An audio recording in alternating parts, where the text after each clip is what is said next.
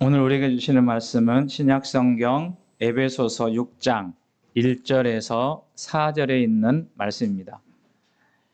잘 아시는 말씀인데요. 에베소서 6장 1절에서 4절까지 함께 읽겠습니다. 자녀들아, 주 안에서 너희 부모에게 순종하라. 이것이 옳으니라. 내 아버지와 어머니를 공경하라. 이것은 약속이 있는 첫 계명이니 이로써 내가 잘되고 땅에서 장수하리라. 또 아비들아, 너희 자녀를 노엽게 하지 말고 오직 주의 교훈과 훈계로 양육하라. 아멘. 5월 가정의 달, 우리 자녀들과 또 교우들 가정 위에 위로부터 부어주시는 하나님의 은혜와 평강이 함께 하시기 바라고요. 우리 삼둥이가 예배를 참 잘 드려요. 막 다니지도 않고 혹시라도 중간에 왔다 갔다 해도 아이들이니까 잘 그냥 내버려 두시고 그렇게 예배 드렸으면 좋겠습니다. 오래전에 서울여대에서 그 사랑의 엽서라고 하는 엽서의 대상을 받은 글이 있어요. 제가 한번 읽어드릴게요. 잘 들어볼 제목은 어머니. 나에게 티끌 하나 주지 않는 거린들이 내게 손을 내밀면 불쌍하다고 생각했습니다. 나에게 전부를 준 당신이 불쌍하다고 생각해 본 적은 없습니다. 나한테 인사치레 밥 한 번 사준 친구들과 선배들이 고마웠습니다. 답례하고 싶어 불러냅니다. 날 위해 밥을 하고 밤늦게까지 기다리는 당신이 감사하다고 생각해 본 적은 없습니다. 실제로 존재하지도 않는 드라마 속 배우들의 가정사에 그들을 대신해 눈물을 흘렸습니다. 일상에 지치고 힘든 당신을 위해 진심으로 눈물을 흘려본 적은 없습니다. 골방에 누워 아픈 당신 걱정은 제대로 해본 적이 없습니다. 친구와 애인에게는 사소한 잘못 하나에도 미안하다고 사과하고 용서를 구했습니다.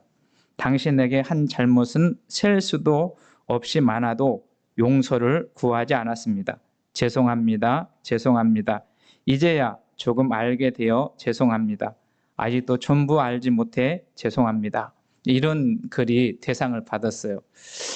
조금 공감이 가시나요? 1960년에 강원도 평창, 지금은 이제 평창이 그 올림픽 한 다음에 많이 알려지고 사람들이 자주 찾게 되는데 그때만 해도 평창은 꼴짝이었어요. 그런데 그때 구남매 중 막내로 태어난 딸이 있었어요. 그 사람 이름 뭐냐면 심순덕이라고 하는 여자입니다. 이분이 이와 비슷한 시를 썼어요. 엄마는 그래도 되는 줄 알았습니다. 아마 많이 들어보시고 또 읽어보신 시인데요. 엄마는 배고파도 그래도 되는 줄 알았고 또 엄마는 힘들어도 그래도 되는 줄 알았고 이런 내용의 시를 썼는데 그가 이제 어머니를 여의고 난 다음에 어머니를 추억하면서 쓴 글이 엄마는 그래도 되는 줄 알았습니다. 한번 요새 스마트폰 많이 있으니까 찾아보면 금방 알 수 있어요. 제가 이 글을 이렇게 묵상하면서 읽어보면서 사실은 저도 마찬가지고 대부분 자녀들은 부모는 그래도 되는 줄 알았습니다. 뭐 이런 생각을 하지 않을까 하는 그런 생각을 해봅니다. 그런데 부모는 그래도 되는 분이 아니고 함부로 대하는 분도 아니다라는 것을 우리는 알지요. 오늘 어버이 주일을 맞이해서 부모님을 깊이 한번 생각해보는, 지금 부모님이 생존해 있는 분도 계시고 이미 돌아가셔서 곁에 있지 않는 분도 계시지만 우리 이때쯤 생각나는 노래 어버이 은혜 1절만 한번 같이 불러볼까요? 생각하시면서 같이 한번 불러보겠습니다.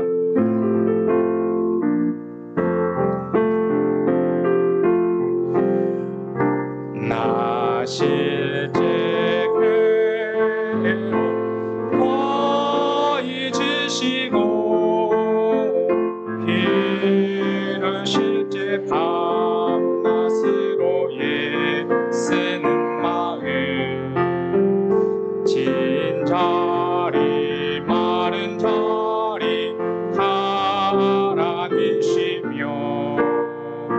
성발이 닳도록 고생하시네. 하늘 아래 그 무엇이 높다리요. 어머니의 희생은 답이 없어라.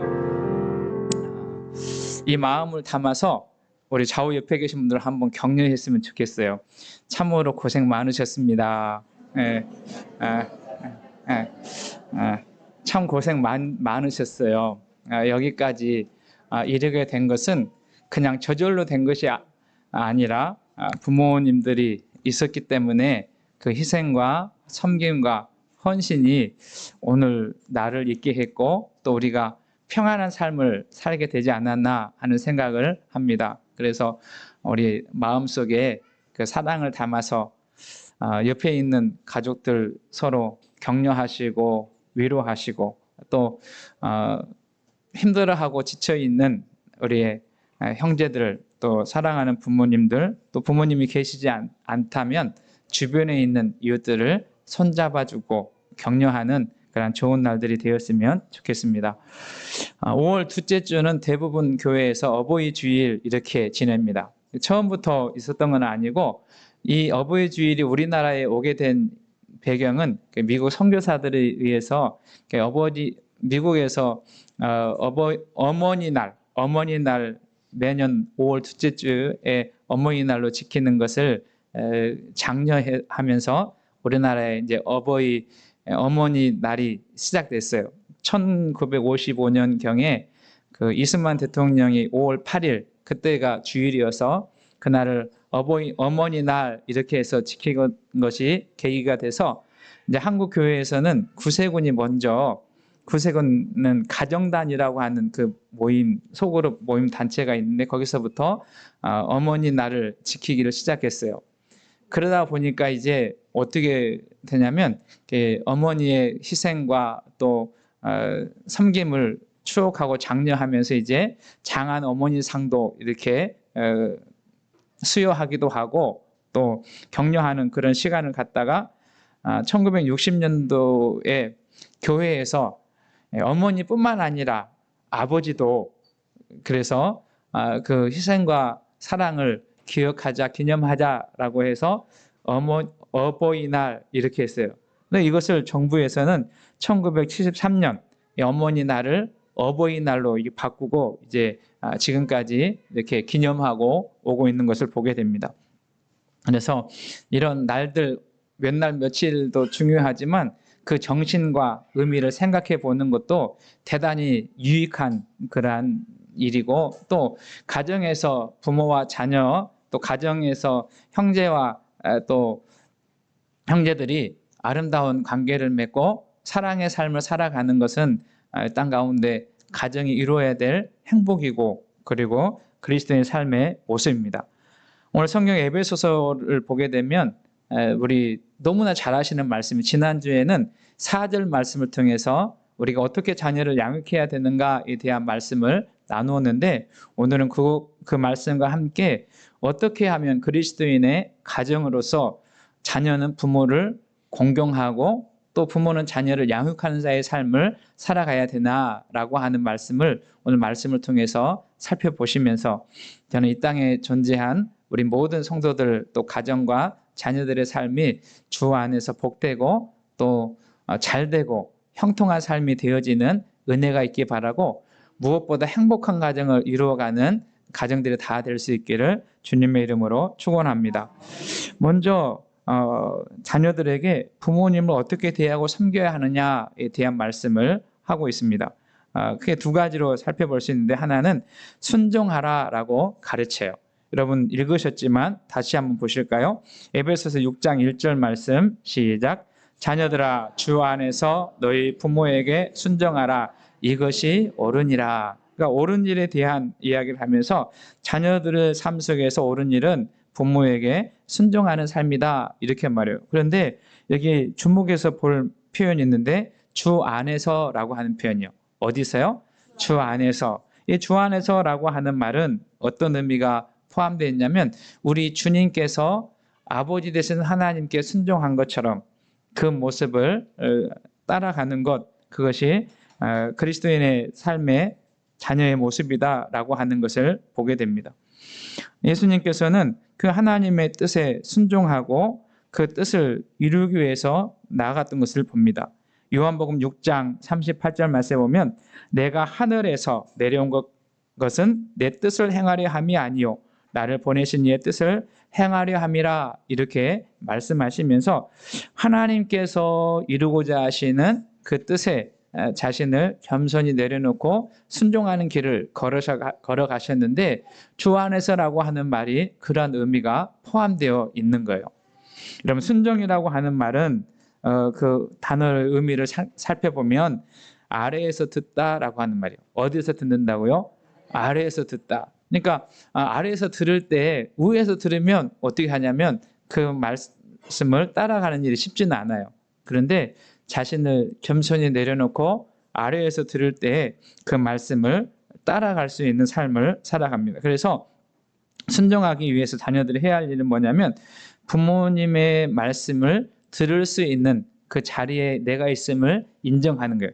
다르게 표현해 보면 부모님에 대한 권위를 인정하고, 그러니까 하나님께서 가정이라고 하는 제도를 만드시고 부모님들에게 권위를 주셨는데 그 권위를 인정하고 그 아래에서 들을 때에 그 말씀을 따라 순종하는 자의 삶을 살아갈 수 있다라고 하는 의미가 포함되어 있는 거죠. 사람은 태어나면서 가장 먼저 만나는 권위는 부모님이에요.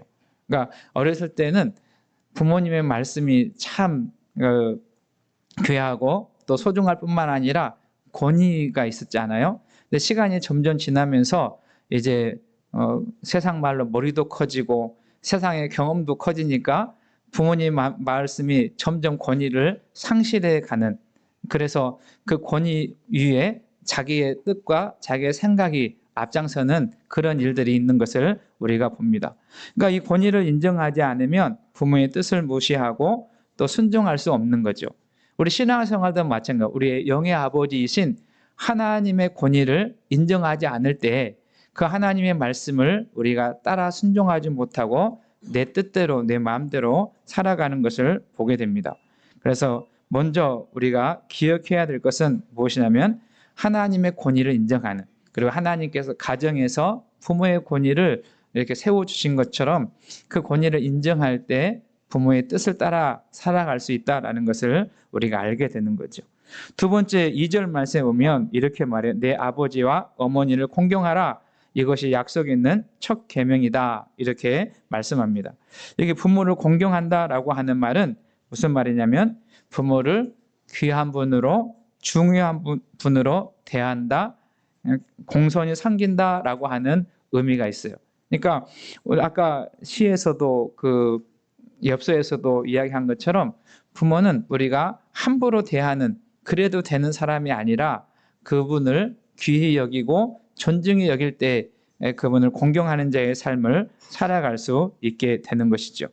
이 말은 어떤 의미가 있냐면 태도뿐만 아니라 행위도 동시에 포함되는 일입니다. 그러니까 부모를 공경한다라고 하는 마음만 있는 것이 아니라 실제적으로 우리의 삶의 현장에서 그 부모를 공경하는 그러한 일들이 실행되어지는 것까지 포함되는 거예요.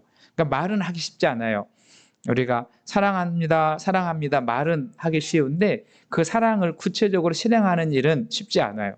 그러니까 부모님을 공경한다라고 하는 의미도 부모님을 공경한다라고 하는 마음을 갖고 있을 수 있으나 그것을 삶의 현장에서 그걸 실천하고 살아내는 것은 쉽지 않습니다. 저는 우리 모두가 이 쉽지 않은 일을 선택하시기 바라고 그 일들을 감당해내는 은혜가 있기를 소망합니다. 그러면 어떻게 부모를 공경할까? 한 두 가지만 제가 이렇게 제안해 드리면 부모의 관심. 그러니까 부모는 어떻게 하냐면 자녀들과 이야기를 하고 싶고 그리고 궁금한 게 많아요. 제가 한번 질문해 볼까요? 우리 교회 연세 많으신 성도님 어떠세요? 자녀들의 관심이 있고 궁금하세요? 궁금하지 않으세요? 궁금하잖아요. 그러니까 나이가 들면 들수록 더 궁금하고 더 알고 싶은 그러한, 그러니까 건강할 때는 막 활동하고 그러는데 이제 점점 육신이 쇠약해지고 그러다 보니까 궁금한 것이 많아져요.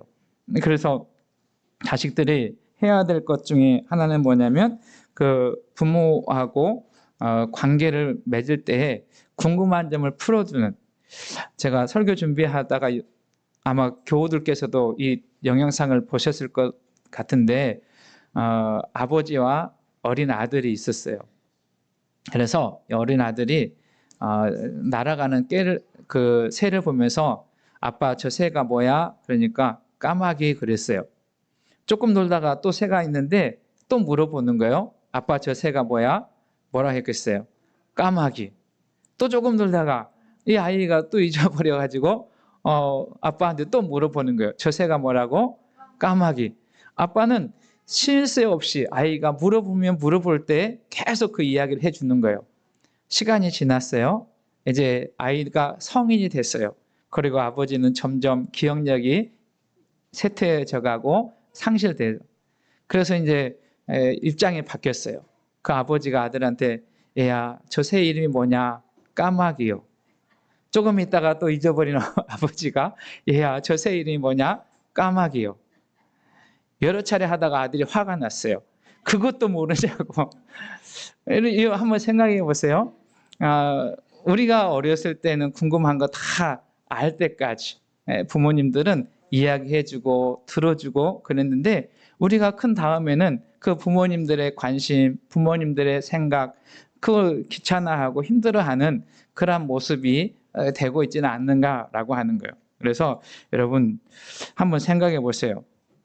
시시껄렁한 이야기라도 친구하고 나누면 어떻게 해요? 중요한 이야기가 아니어도 그냥 시간이 가는 줄 모르고 이야기하잖아요. 사랑하는 애인과 이야기할 때에도 그렇게 중요한 중차대한 이야기가 아님에도 불구하고 밤을 새워도 재미있어요. 부부간의 이야기도 마찬가지잖아요. 그런데 시간이 지나면서 부모님하고 이야기하는 것이 때로는 짐이 되고 또 무거운 주제가 되는 그러한 모습이 오늘 우리의 모습이 아닌가 하는, 그래서 이 어버이주일 이렇게 지나면서 이런 부모님의 관심, 부모님의 이야기에 조금 더 시간을 할애할 수 있는 우리 모두가 되기를 소망합니다. 또 자녀는 부모의 필요에 민감해야 돼요. 우리 시대의 가장 안타까운 이야기일 수 있는데요. 이런 이야기 해보셨죠? 또 들어보셨을 것 같은데 부모는 손에 돈을 쥐고 있어야 된다. 하셨어요? 안 하셨어요? 자식이 효도를 받으려면 뭘 가지고 있어야 된다고요? 돈을 가지고 있어야 된다는. 그게 우리 시대의 안타까운 모습이죠. 그러니까 원래 그 본질을 잃어버렸기 때문에 그런 현상이 되었다는 것이죠. 여러분 보십시오. 이번 어버이날에 부모님이 가장 기다렸던 거 뭘까요? 이야기 안 하시죠? 사실 물질이 필요해요. 부모 세대가 필요한 일이긴 하지만 또 하나 생각해 보면 물질뿐만 아니라 부모들은 자녀들의 격려가 필요합니다.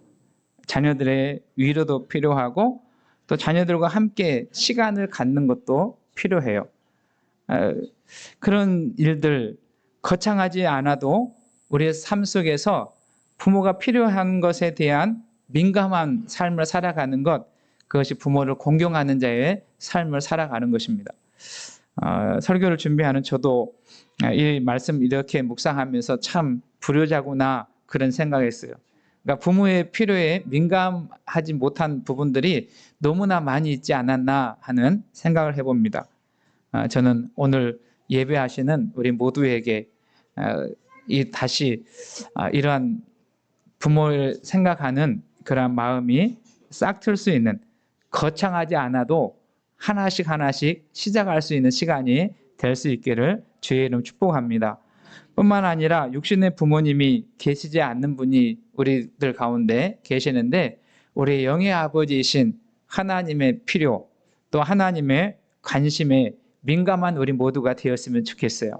우리 하나님께서 어떤 마음을 가지고 계신지, 무엇하기를 원하시는지 거기에 민감하고 그 아버지를 기쁘시게 하는 자의 삶을 살아가는 우리 성도들 다 될 수 있기를 주의 이름 축원합니다. 근데 오늘 성경 말씀에 보면 부모를 공경하라라고 하는 말씀 뒤에 한 말씀을 더 붙여요. 6장 2절 하반절에 보면 이것은 약속이 있는 첫 계명이니 이렇게 말씀을 붙이고 있는 것을 봅니다. 그러니까 부모를 공경하는 것이 약속이 있는 첫 계명이다 이렇게 말씀하세요. 성경 한 구절 읽어보겠는데요. 출애굽기 20장 12절 같이 읽습니다. 시작. 내 부모를 공경하라. 그리하면 내 하나님 여호와가 내게 준 땅에서 내 생명이 길리라. 그러니까 부모를 공경하라라고 하는 그 말씀 뒤에 뭐라고 이야기하냐면 내 하나님 여호와가 내게 준 땅에서 내 생명이 길리라 그렇게 말씀하세요. 오늘 우리가 함께 읽은 에베소서 6장 3절에 보면 이로써 내가 잘되고 땅에서 장수하리라 이렇게 말씀을 이어갑니다. 그러니까 이 말씀들을 종합해 보면 부모를 공경하는 것이 땅에서 잘되는 일이고 생명이 긴 장수하는 일이다 이렇게 받을 수 있는 말씀이죠. 여기 약속이 있는 계명이다 할 때 출애굽기 읽어보면 모세가 시내산에서 하나님의 약속의 말씀 계명을 받잖아요. 그걸 십계명이라 이렇게 우리 말하는데 두 돌판에 십계명이 새겨졌는데 하나는 하나님에 대한 이래서 사계명 대신계명이라 이렇게 말하고 또 이웃과 사람들에 관한 계명을 대인계명이라 이렇게 해서 5계명에서 10계명에 이르기까지 말씀하시는 거예요. 그런데 그 사람들에게 주신 첫 번째 계명이 뭐냐면 내 부모를 공경하라라고 하는. 그래서 약속이 있는 첫 계명인데 이 계명을 지켜 살 때 하나님께서 우리에게 주시는 복이 있다 그렇게 말씀하시는 거예요. 그래서 6장 3절 말씀에 보면 이로써 내가 잘되고 그러니까 부모를 공경하는 일이 어떤 일이냐면 잘되는 일이다라고 하는 것입니다. 여러분 저는 우리 교회 속해 있는 모든 성도님들이 잘되는 일을 선택할 수 있기를 주의 이름 축원합니다. 그리고 이어서 땅에서 장수하리라. 이 장수한다라고 하는 말은 문자적으로 오래 산다라고 하는 의미도 있고 또 하나의 의미는 어떤 의미냐면 그 부모를 공경하는 그 삶을 살아가는 그 모습이 자자손손으로 연결된다, 이어진다라고 하는 의미도 있어요. 그리고 또 이것을 우리 신앙의 입장에서 조금 더 해석해 보면 영원히 살 수 있는, 다시 말하면 하나님 나라를 상속받는 비결이다라고 하는 말씀과도 연결해 볼 수 있는 거죠. 우리 교회 속해 있는 성도님들이 이 삶을 잘 살아가셔서 땅에서도 잘 되고 영생의 은혜를 누리는 은혜가 있기를 주님의 이름으로 축원합니다. 그래서 오늘 어버이 주일을 맞으면서 우리가 해년마다 한 번 지나가는 주일이 아니라 이 날을 기억하고 의미를 기억해서 이 말씀을 우리의 삶의 현장에서 살아낼 때 가정이 복되고 행복한 자의 삶을 살아갈 수 있습니다. 그리고 4절 말씀에 보면 지난주에 우리가 말씀 나눈 것처럼 그러면 부모는 어떻게 해야 되나? 여기 말씀처럼 자녀를 주의 교훈과 훈계로 양육하는 것. 그러니까 이 두 가지가 부모를 공경하고 자녀를 주의 교훈과 훈계로 양육할 때 가정이 건강하고 아름답게 세워지고 그리고 오고 오는 세상에 복이 된다라고 하는 말씀입니다. 저는 5월 가정의 달 우리 교회 속해 있는 모든 성도들과 자녀들이 이 말씀을 주신 하나님의 의도를 생각해 보는 시간 됐으면 좋겠어요. 왜 이 말씀을 주셨을까? 이 말씀을 주신 이유를 생각해 보시면서 이 말씀을 다시 되새겨보고 되새겨보면서 하나님이 기뻐하시는 아름다운 가정을 이루어가는 더함교회 공동체 성도들 가정 다 될 수 있기를 주의 이름 축원합니다. 주님께서 이 길을 선택하고 이 말씀을 살아내고자 한 걸음씩 나아갈 때 반드시 도와주실 줄로 믿습니다. 함께 해주시며 하나님의 영광스러운 가정을 이루어갈 수 있도록 이끌어 줄 줄로 믿습니다. 우리 모든 가정에 주님의 은혜와 평강이 넘치는 5월 가정의 달 또 우리 성도들 삶이 될 수 있기를 주의 이름으로 축원합니다.